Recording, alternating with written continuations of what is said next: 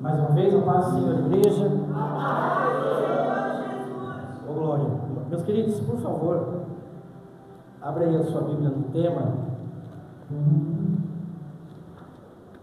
Estamos em fim de ano, estamos uma dinâmica diferente, mas ainda há uma temporada para se finalizar.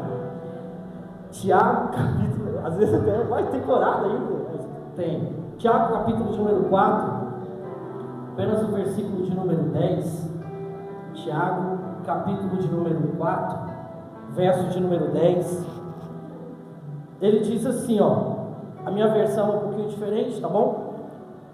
Humilhai-vos na presença do Senhor, e Ele vos exaltará. Você pode repetir comigo na sua versão, do jeito que está aí, tá bom? Versículo 10. 1, 2, 3.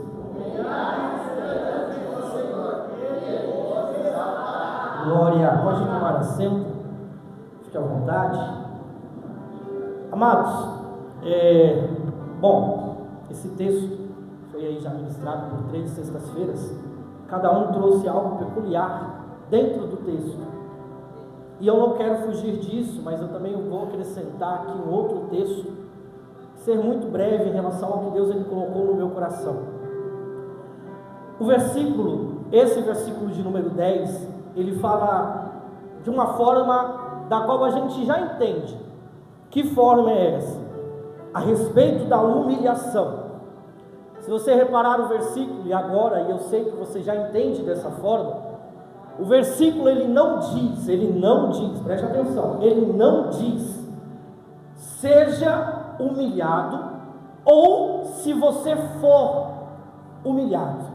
Ele não diz dessa forma, independente da versão, King James, NVI, João Ferreira de Almeida, atualizada, NTLH, não importa. Não importa a versão, ele sempre vai trazer da forma como aqui está escrito. Humilhai-vos. É você se colocar na condição de humilhado.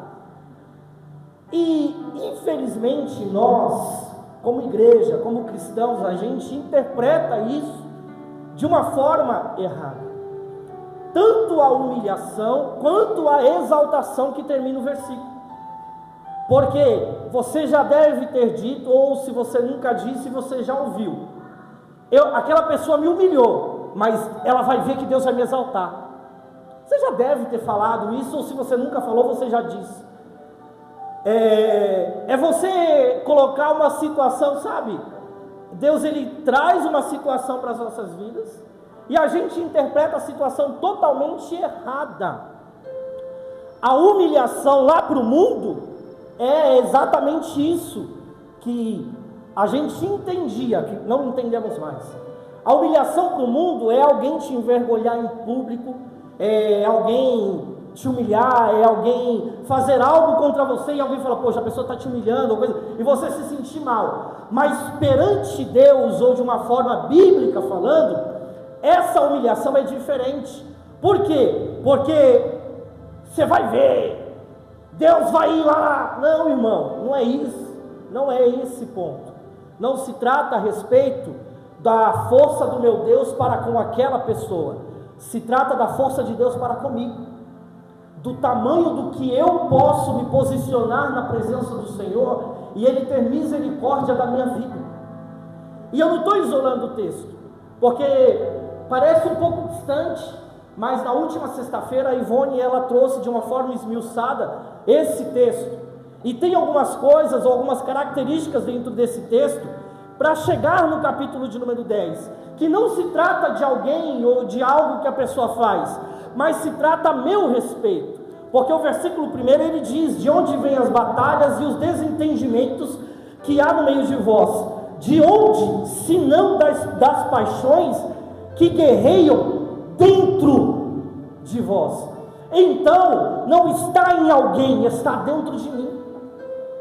Eu preciso entender que para mim chegar no versículo de número 10 e eu me colocar numa situação de humilhado, eu tenho que olhar primeiro para mim e ver o que dentro de mim me afasta de Deus, para que eu possa me aproximar dele.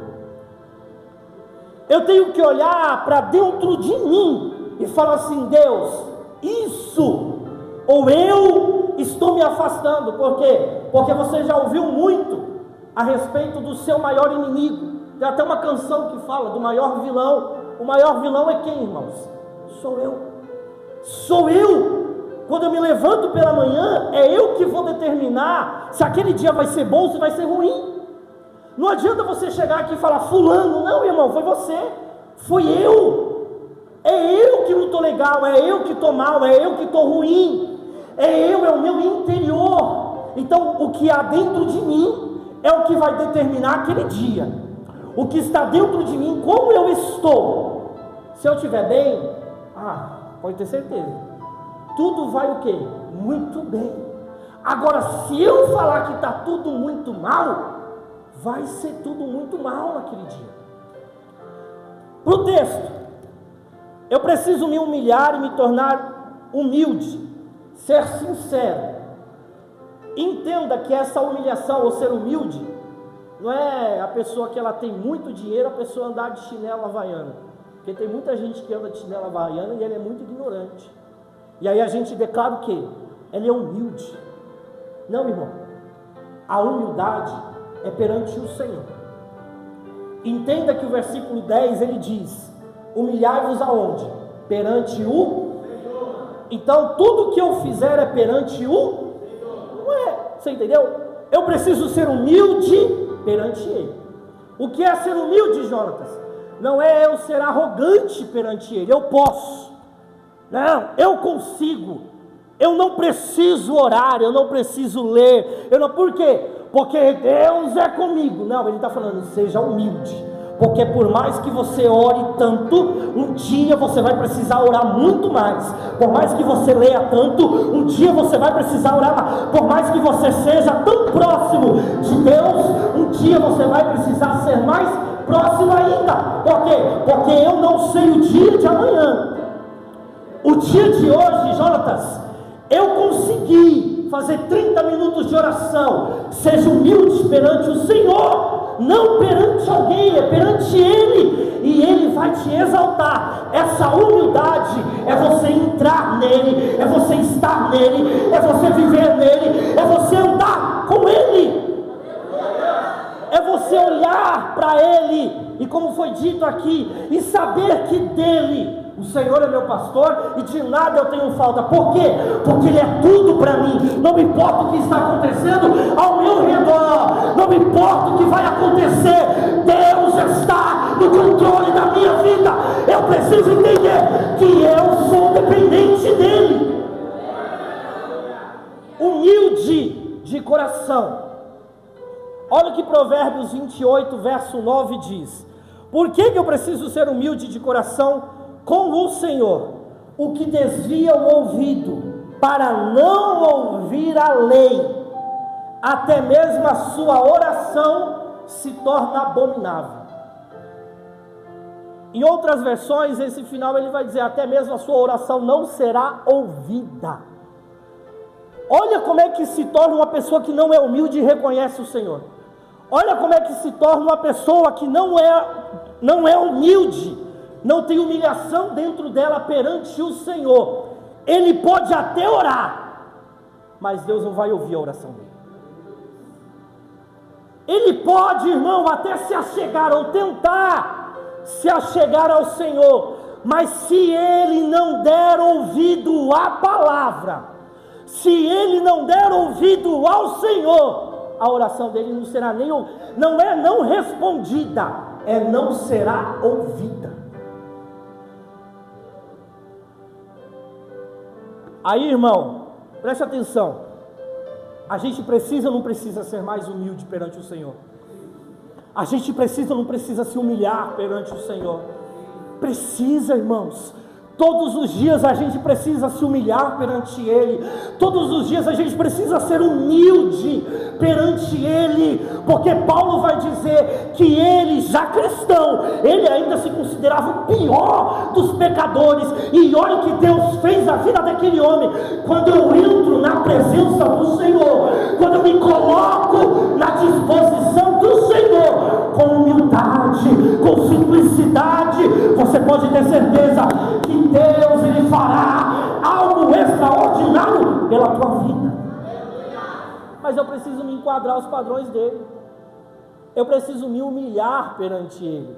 Porque senão, irmãos, tipo assim, Deus, o versículo 10 podia assim: Deus vai te exaltar. Até se exaltar a gente entende errado, eu vou falar isso daqui. Sem humilhação, sabe? Sem se achegar ao Senhor. O que a gente está querendo? A gente está querendo que Deus pegue alguém porque me humilhou. Não, Deus está querendo pegar você para que você seja humilhado perante Ele. Ele está dizendo: pega você então. Se pega, porque é muito fácil dobrar o joelho e falar: Deus, pega lá, visita lá, faz alguma coisa. Por quê? Porque me humilhou. Aí imagina Deus falando: não, pega você mesmo. Se pega, se humilha, se lança. Lembra no passado, quando eles iam se humilhar, o que eles faziam? Eles rasgavam as suas. Aí tem um versículo, eu sou péssimo para gravar o versículo assim, eu só lembro do versículo, que ele diz: eu não quero mais que vocês rasguem as vestes, mas sim o coração. O que a gente aprendeu até na escola dominical? E se você não está vindo, pelo amor de Deus, vai começar uma nova revista, venha. Na escola dominical nós aprendemos a respeito do coração. É o interior do homem, é as emoções, é o sentimento. Deus, ele está dizendo: aqui dentro se rasga, de dentro para fora. Coloca tudo que está aí dentro, que você precisa rasgar perante o Senhor, e põe na presença dele. Aí ele está dizendo assim: seja humilde perante a minha presença. Seja humilde perante mim. Por quê? Porque não adianta você entrar por essas portas com o nariz empinado e dizendo: não, vai dar tudo certo, eu vou conseguir. Irmão, autoestima na vida do crente é muito bom, mas tem hora que você tem que colocar a cara no pó, tem hora que você tem que dobrar o joelho, tem hora que você tem que se humilhar e dizer: Deus, não está nada bom, não está nada legal, está dando tudo errado, não está fluindo, eu não estou conseguindo. Deus está dizendo: se humilha perante a minha presença e eu vou te exaltar. Eu vou chegar no exaltar, você vai ver. O texto, Tiago 4, ele fala sobre guerras internas. Ele fala aqui dentro. E para não ler, eu separei algumas coisas. Ele fala sobre inveja, ele fala sobre cobiça, ele fala até de assassinato, ele fala sobre brigas e contendas, ele fala de oração não respondida, ele fala de pessoas arrogantes, ele fala de mãos limpas e coração purificado. E ele finaliza aqui na parte que eu escrevi. Está tudo no capítulo 4, só para eu poder ganhar tempo e falar tudo que Deus colocou no meu coração. Ele fala sobre arrependimento, sobre choro, sobre, na hora do arrependimento, não é motivo de riso, é muito pranto. Olha, na hora do arrependimento, não é com alegria, é com muita tristeza ou com muito pesar. O que é humilhação, irmão? Como é que você rasga o seu coração rindo? Como é que você se humilha perante o Senhor sem derramar uma lágrima, Lucas? Não que seja você. Como é que você se põe na condição de humilhado? Sorrindo. Tiago, ele vai falar isso. Se arrependa, chora, não ria, fique triste, com pesar, não é com alegria. Por quê? Porque tem guerra aqui dentro. Capítulo 1 até o capítulo 5 ou 6, ele vai falar sobre essas guerras.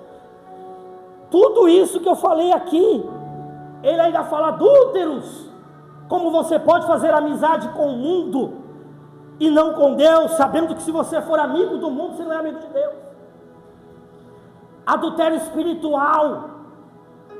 A gente troca, irmãos, Deus, a autoridade, Deus em primeiro plano, por qualquer outra coisa. Então Tiago, ele traz uma lista de situações que eu preciso olhar para dentro de mim e humanamente falando,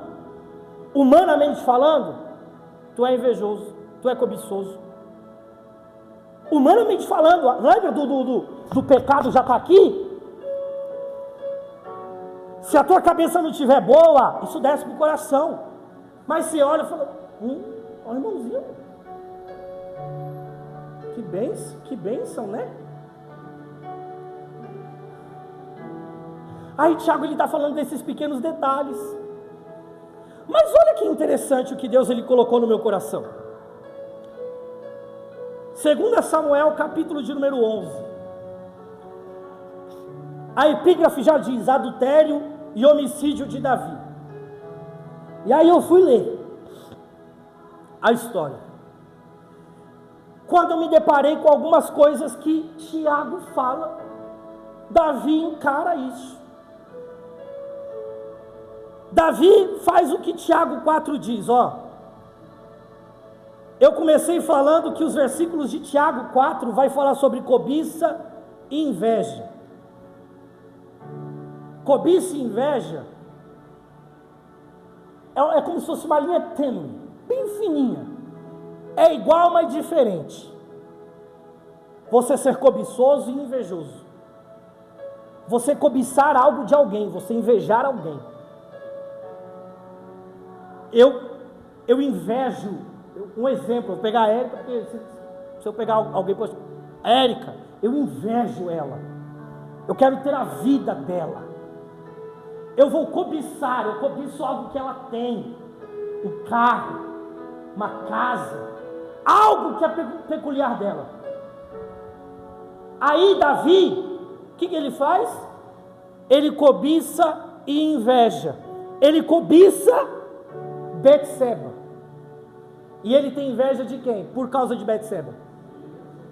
Vocês entenderam? Tiago 4, ele vai falar a respeito de pessoas que têm cobiças e inveja, guerra interna. Isso está no versículo 3. Aí em Tiago, ele ainda fala que, ó o versículo de Tiago, ele fala: cobiçais e nada tendes, matais e invejais. Irmão, quem Davi invejou? E o que ele fez com Urias? Tiago 4 diz: matais e invejais. Poxa, Jesus. Aí Tiago, ele ainda vai falar a respeito de mãos sujas. Ô irmão, e Davi? Eu só pego de Urias, que é algo que ele manda matar. É como se ele estivesse matando, porque ele escreve uma carta. Põe Urias na linha de frente. Mãos sujas. Até por isso, nem construiu o templo, ele construiu, por ter as mãos sujas de sangue. Aí, Tiago ele vai falar sobre brigas e contendas. 2 Samuel, capítulo de número 12, verso de número 9, 10 e 11, ele diz: portanto, Natan chega, olha que lindo. Natan chega na casa de Davi e conta uma história lá, do homem que tinha uma ovelha e do homem que tinha muitas ovelhas. Aí Davi fala o quê? Fala: o homem que tem muitas, manda matar. Eu até escrevi aqui num papelzinho aqui, ó. Uma parte fundamental do texto de Tiago, capítulo de número 4, é o versículo de número 6. Por quê? Porque no versículo de número 6 ele vai falar de pessoas arrogantes. E nesse versículo ele diz, ó: todavia, ele nos outorgou, ou ele nos deu graça maior. Por isso declara a Escritura: Deus se opõe ao arrogante, mas concede graça ao... Quando Natan chega e conta a historinha para ele, Davi está sendo o quê? Arrogante. Porque o arrogante a gente entende que é o quê? É aquele cara que fala grosso, aquele cara fala... Não, irmão, O arrogante é uma pessoa que está vendo o erro na frente dela e ela não está enxergando. Sabe quando você está explicando alguma coisa para a pessoa e fala, meu, ao invés de você falar assim, larga de ser burro, pô, para de ser arrogante, larga de ser ignorante, entenda, é assim, não adianta você colocar aqui, está errado, você não está vendo que está certo. Davi manda matar, aí Natan fala o quê? Esse homem é tu. Na hora, ó, caiu toda a armadura, todo o escudo que ele tinha. Aí o versículo diz o quê? Que Deus ele se opõe ao arrogante, mas ele dá graça ao... A arrogância sai de Davi, agora ele começa a se tornar humilde. Você vai entender, você vai ver, segura. Aí no versículo, capítulo 12, verso de número 10, Tiago, lá no capítulo 4, ele vai falar de brigas e contendas, Cristiano. 2 Samuel 12, 10. Portanto, agora a espada jamais se apartará da tua casa, porquanto desobedecestes a minha palavra, e tomaste a mulher de Urias o Heteu, para que ela se tornasse tua mulher. Assim diz Yahvé, na tua própria casa farei surgir a desgraça contra ti. Irmão, o que acontece na casa de Davi? É o filho que se deita com as mulheres de Davi, é o irmão que se deita com a própria irmã, é o filho que tenta matar o pai. E aí, Tiago fala sobre brigas e contendas. Não chegou a briga e contenda dentro da casa de Davi? Tudo por guerras internas. Ele diz, está no meio de vós. Ele fala do arrogante, que eu li aqui, o verso 5. No mesmo instante, Davi se encheu de ira contra aquele homem da história de Natan e disse, juro por Yahvé, o nome do Senhor, que o homem que cometeu tamanha impiedade merece a pena de morte. Manda trazer que ele vai morrer. Natan fala o quê? É você. Tiago está falando de arrogante, que Deus ele se opõe contra o arrogante. Por quê? Porque o arrogante ele não quer ver o erro na frente dele. Deus manda Natan, falou, Natan, mostra para ele que ele está errado.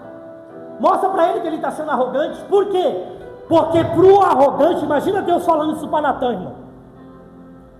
Imagina Deus falando Tiago 4 para Natan.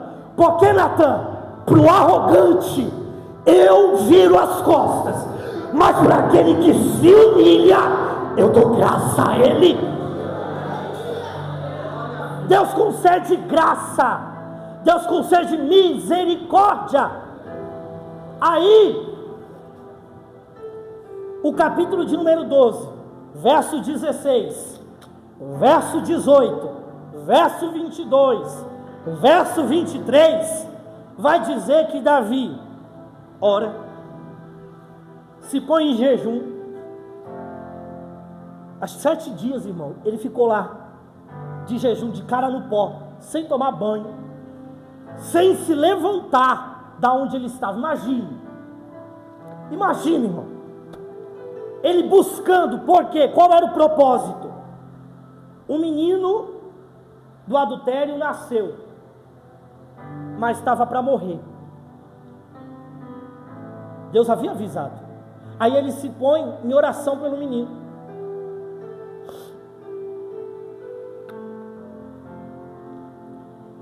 O verso 2, finalzinho do verso diz assim, todavia nada conquistais, porque não pedes, e quando pede não recebe, porquanto pediste com a motivação errada, simplesmente para esbanjar em vossos prazeres. Irmão, Davi está orando, Davi está buscando, Davi está jejuando, e Deus está como? Provérbios 28, 9. O que desvia o ouvido para não ouvir a lei, até mesmo a sua oração não será ouvida. Quando Natan está repreendendo Davi, ele fala, eu te dei as mulheres de Saul, eu te dei todo o reinado, era só você ouvir a minha palavra. Para que você foi se meter com a mulher de Urias? Davi ainda precisava passar por algo particular dele. Davi ainda precisava sofrer as consequências do erro. Irmãos, você pode orar, e ora, viu? Eu não estou aqui jogando um balde de água fria, até parece toda vez, Jonathan, você... Me desculpe, é meu jeito, me perdoe, é o meu jeito, mas eu preciso que você entenda que a humilhação perante o Senhor, a humilhação perante o Senhor, ela tem que ter o propósito de exaltação. Jonatas, por quê?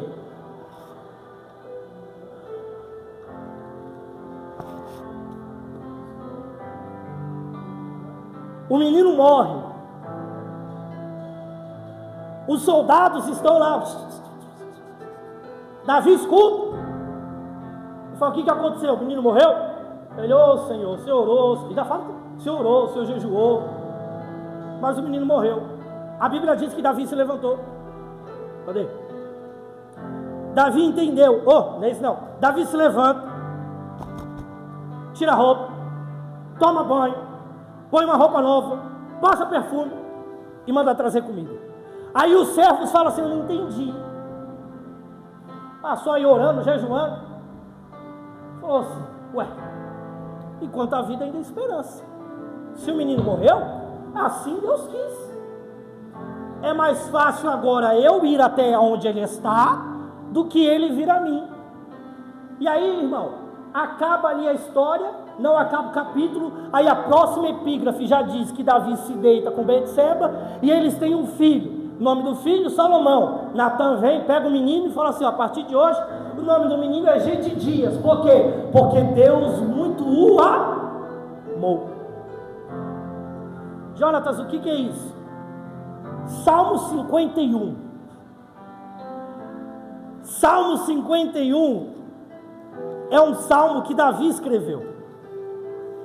E a epígrafe do salmo diz assim, contrição e confissão de Davi.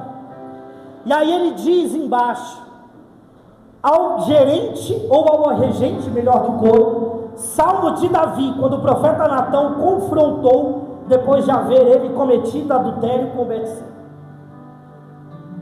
E isso aqui é lindo, porque quando o arrogante Davi manda trazer, que eu vou matar esse homem, Natão fala: é você. Lá em 2 Samuel não fala nada, mas em Salmo 51 diz que após o confronto de Natã com Davi, Davi entendeu o quê? Que não era na arrogância que ele ia conseguir nada, mas era onde? Na humilhação perante o Senhor.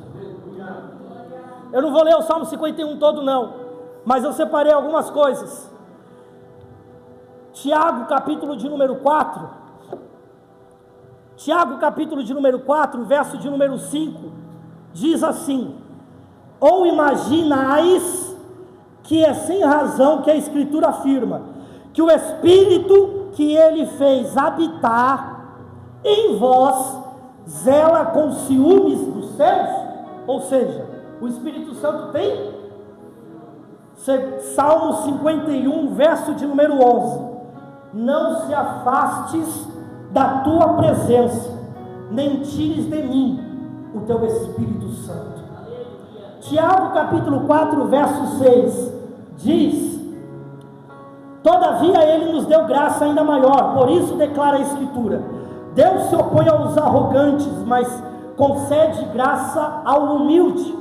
Salmo 51, 17: o verdadeiro e aceitável sacrifício ao Eterno é um coração contrito, um coração quebrantado e arrependido jamais será desprezado por Deus.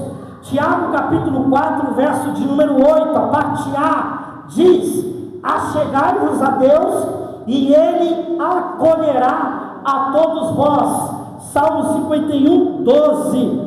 Restitui-me a alegria da tua salvação e sustenta-me com espírito disposto a te obedecer. O 13. Então ensinarei os teus caminhos aos transgressores, para que os pecadores se voltem também para ti. Tiago capítulo 4, verso 8, parte B, diz: pecadores, limpai as vossas mãos, e vós que tens a mente dividida pelas paixões, purificai o vosso coração. Salmo 51, verso 2: lava-me de toda a minha culpa e purifica-me de todo o pecado. Verso 7: portanto, purifica-me como ensopo e ficarei limpo. Lava-me e mais branco do que a neve eu vou me tornar. Verso de número 10: ó Deus, cria em mim um coração puro e renova dentro de mim um espírito reto. Enquanto Davi era arrogante, ele não estava perante o Senhor, mas no dia, na hora que ele se tornou humilde, Deus habitou dentro dele. Em Atos capítulo de número 13, verso de número 22, vai dizer que Deus tira Saul do trono e põe Davi, porque viu em Davi que ele era segundo o coração de Deus. O coração de Deus, com arrogante, não é da vontade do Senhor, mas eu perante o Senhor me torno na vontade de Deus. Quando eu entro nele, ele entra em mim. Quando eu enxergo que a minha arrogância me impede de ser íntimo de Deus, irmão, a tua oração nem respondida nem ouvida ela será. Mas quando eu me torno humilde, quando eu entro nele, e o versículo diz: humilhai-vos perante o Senhor e ele vos exaltará. Eu estou falando de guerras internas.